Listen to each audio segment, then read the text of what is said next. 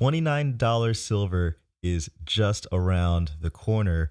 Things look really good and pretty bullish for the white metal. But the thing that we have to keep in mind are some of these short term hurdles that we may have to jump over. And we may have one this week that may have begun developing towards the end of last week. So, what am I talking about? Well, we are talking about Senor DXY. Now, the DXY has been rising a bit over the past, actually, over the past several weeks. Now it's at 90.51. And this is without the VIX rising. And what we've been seeing is that, again, the DXY is a measure of the dollar strength against its competitors.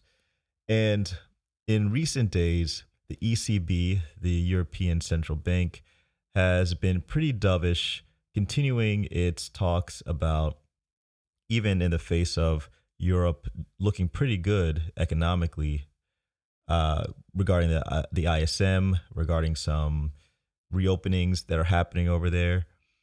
Even in the face of that, Christine Lagarde is saying that she will not be looking at tapering anytime soon and will continue bond purchases. Now, in the face of that, the euro over the US dollar actually started to come down a bit, as you can see in this chart here. Just going to try to scroll in a little bit more here so you can see it. We had a pretty big red candlestick on Friday, and pretty much in the days after that announcement. And as you can see here with the RSI, we have it dipping down, getting pretty much below 50. It's at 45. And just the general trend here is in the red. Now, this is post a double bottom that happened when it hit a bottom of about, 1.17 back in April. And usually this is a bullish sign, which it was. It headed up. And then it was basically a double bottom with a handle. And then it continued its ascent.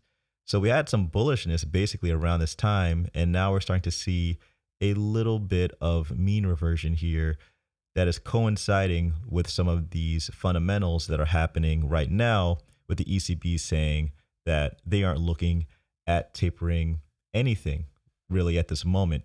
So in the face of that, the euro basically reacted to the downside against the dollar, giving the dollar a bit more strength.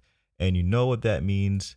When the dollar gets a little bit more strength, it makes things a little bit harder for gold and silver. Now, the good thing here is that even in the face of all this, silver has remained pretty resilient.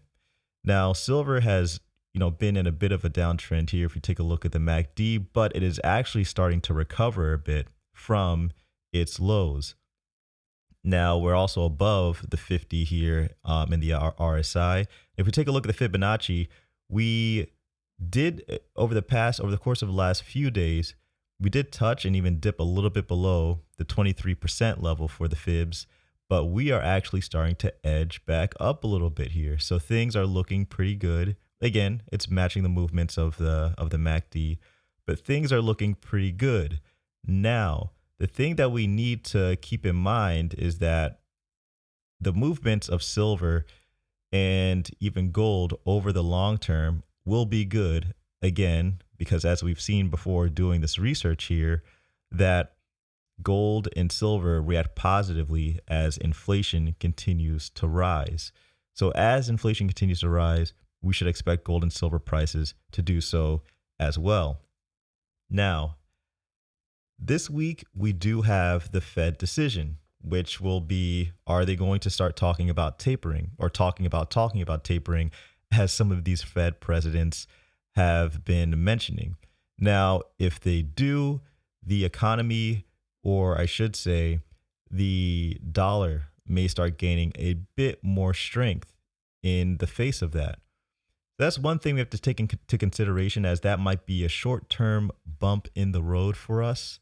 But again, overall, the outlook looks great as the movements of silver and gold have been pretty much moving to the upside over the last several weeks.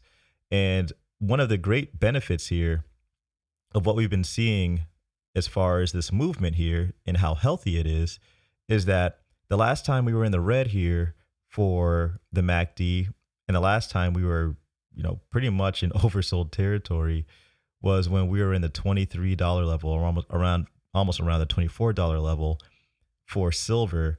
And now that we're heading back into the red and things are slowing down a bit here, as of right now, we've only really, the lowest we've hit in this period is $27 flat.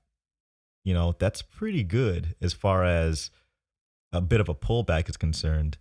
So I'm still feeling pretty bullish when it comes to silver and it comes to gold overall in this current moment.